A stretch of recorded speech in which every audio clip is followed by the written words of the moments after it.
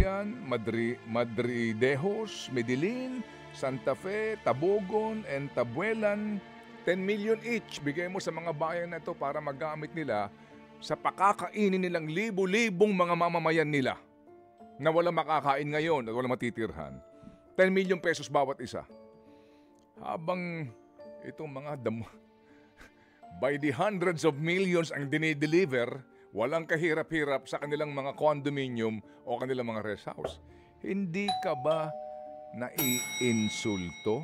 Nakusahan po ni ACT Teachers Representative Antonio Tino si Pangulong Ferdinand Marcos Jr. na meron pong direktang pananagutan para dito po sa sinasabing malawakang korupsyon sa mga maanumalyang flood control project.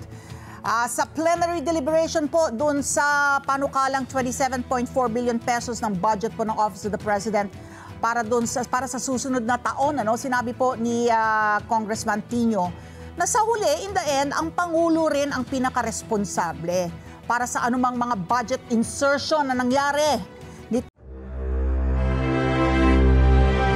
Ito pong pagsasayang nga ng 1.2 billion pesos ay naiwasan sana.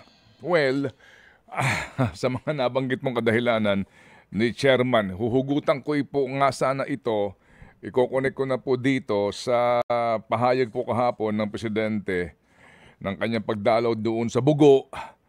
Ay nakita ho naman siguro natin kung gaano kalunos-lunos po ang sitwasyon doon at kung gaano po kahirap ang buhay po ng ating mga kababayan doon even before the earthquake. Kahapon po ang sabi ni Presidente, and if I may quote him, I will be going to the Congress, the House and the Senate so they can provide emergency funds.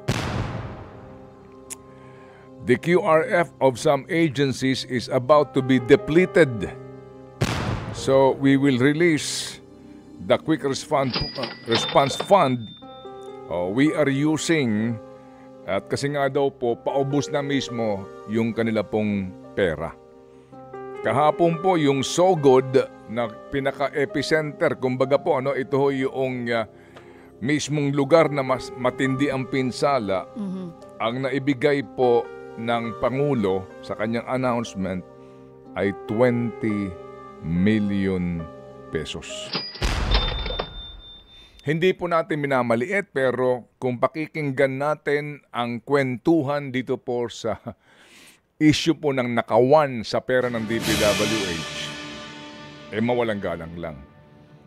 Kung hahatiran ka ng 150 million pesos for your future plans, pakisabi na lang for your future plans.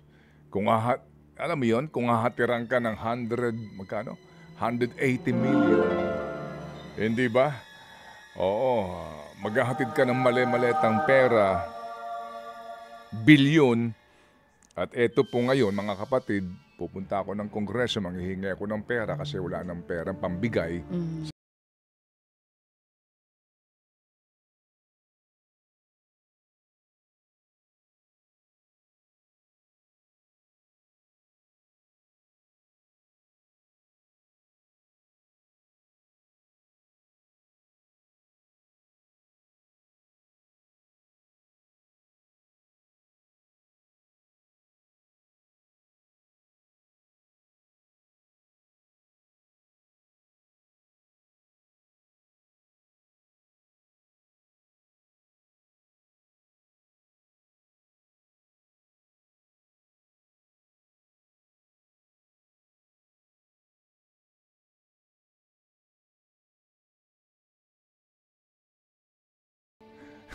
By the hundreds of millions ang dinideliver, walang kahirap-hirap sa kanilang mga condominium o kanilang mga rest house. Hindi ka ba naiinsulto? Di ba nakakainis? Hindi ba? Ewan ko na lang kasi ang next rally, next year pa yata. November 30 na. Ngayong taon, grabe naman. Okay. Mauuna tayo bago ang BARM elections, huwag ka mag-alala. Di ba para bagang ewan ko na lang kung di ka pa manggigigil po sa mga pangyayari dito. And meron tayong winaldas na 1.2 billion. Exactly. Nang ganun na lang. Oo nga. Di ba? Nang ganun na lang. Pero ito hong mga biktima ngayon, bigyan natin ng tig sa 10 milyon ng mga LGUs na yan. 10 million bawat isa. Well, salamat po, no? Thank you naman at may naiabot at may iaabot na 10 million. Pero yung nga po, nakaka-insulto, di ba? LGU, naantindi ng pinsala, 20 million. Yung mga proponents, mali-maletang pera ang inihahatid. Buhay pa kayo. True FM. Sa pagtansya po ng iba, tamang-tama ito, 74 plus 15. So, ilang taon siya noon? Wala pang 100. Oo, wala pa rin 100. 74 na si Sec Benny? Wow! Oo, hindi nga. Looks very young. 89 daw, sabi ni Erwin. Alam mo naman, kaya nga ako nagmasko. May na ako sa mati. 89 years old siya. Oo, Plus 15. Wala pang 100. Oo, kasi ngayon, ito pong ICI na ito, mga kapatid, itong ICI na ito, na nag-iimbestiga na, so secret, ha? Secret! Ang kanilang, sabi nga ni Mayor Benji, dapat daw ito transparent. Kasi halimbawa ngayon, mga kapatid, no? Halimbawa, pinatatawag daw po si Mark Villar o si Martin Romualdez. Patatawag daw po sa hearing na ito. Pati ho yung si Bernardo, pinatawag din po pero hindi natin alam kung ano ba pinag-usapan doon. Di ba? Oo. Sabi naman ni Mayor Benji, mukha daw ho namang masinsinan daw ho pagtatanong. Pero may iksi yung oras eh. Kaya nga eh. Ano? Hindi natin alam. Para si Bernardo. Yusek Bernardo, meron ka binanggit sa Senado eh. Ilan lang mga pangalan yun eh. Ang tagal-tagal mo nang nandidiyan tapos na-promote ka pa ng Yusek. Diba? Ilang taon ka na yan sinasabi mong kalakaran dyan tapos yun lang ang talagang katransaksyon mo?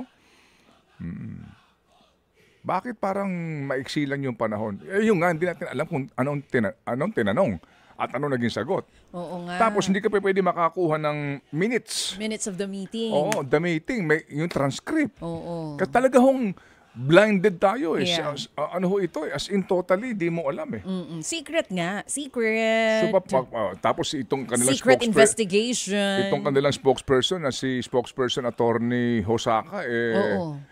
hindi na ho kami sinagot. Baka busy. Hindi nga. Baka Naunawaan din pinag-uusapan natin. nila kung dapat i-live stream na yung kanilang investigasyon. Alam mo So baka pag pinasipot nila si Congressman Romualdez,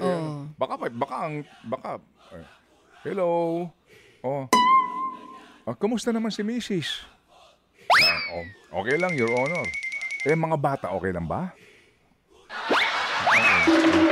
Si mama mo, kumusta naman?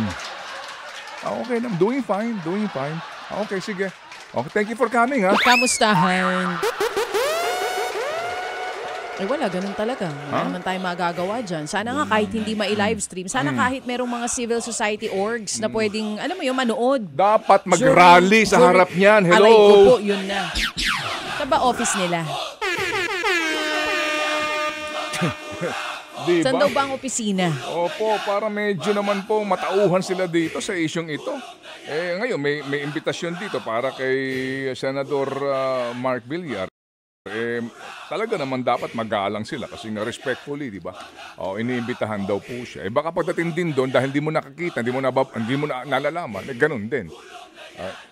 Senator, thank you ha, tatahi-tahimik ka lang ha. Kumusta naman si mama mo? Si Senator? Okay naman po.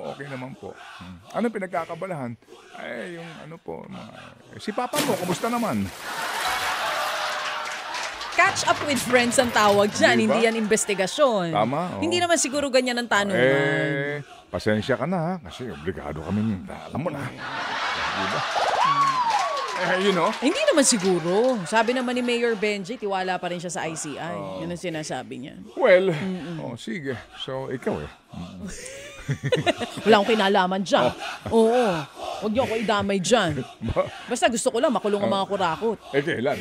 Yun ang di natin alam. Oo. Oo. Ito mga kapatid, ICI po, pag natapos na po yung ating pong Think About It episode kahapon, ang title ay People of the Philippines versus the corrupt. Alright, po yan po available sa YouTube perhaps within the day. Opo, para lang ho ninyo maintindihan yung failure of institution. Bakit po tayo nasadlak dito? Doon po ating inisa-isa yung mga major institutions na nasa ating pong saligang batas na either nagkulang o mismong sila ang pinagmumulan nito pong napakalaking iskandalo nito sa kasaysayan po ng Republika ng Pilipinas sa usapin po ng korupsyon. Na para bagang kung susumahin mo at iisipin mo na malaliman, para bagang nag-aanyo na isang buo, cohesive na sindikato ang gobyerno.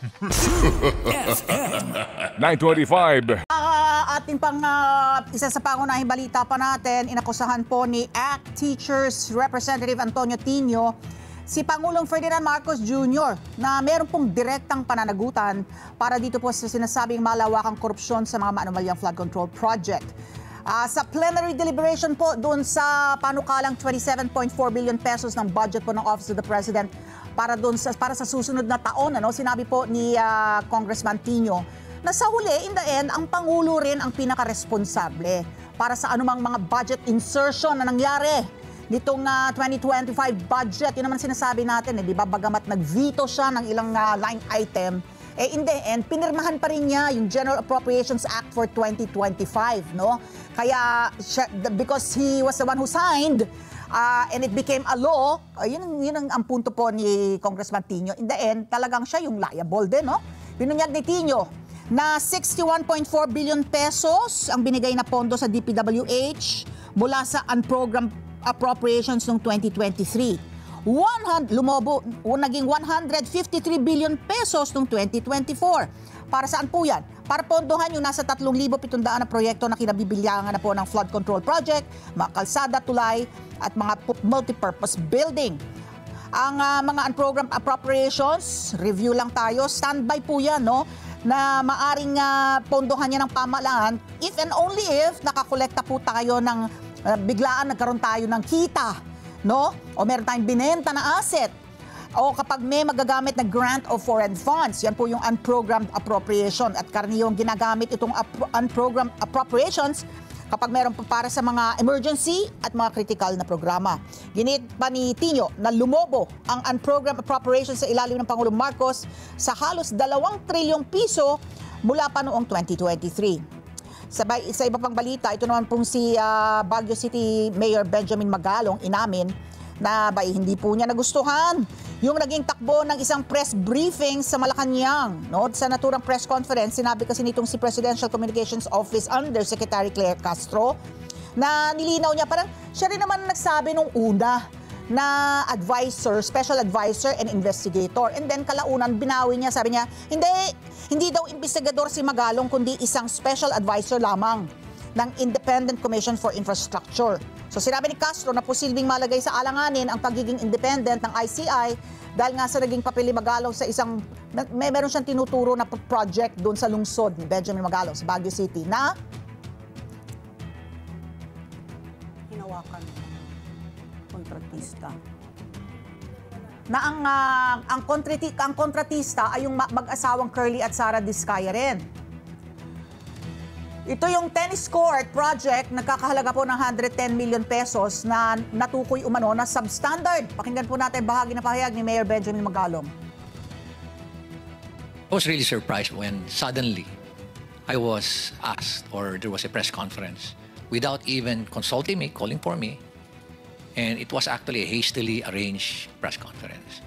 Then suddenly, binabanggit na doon na I'm not an investigator, I'm just a legal advisor. When in fact, sila naman ang gumawa nung designation na yun, legal advisor and investigator.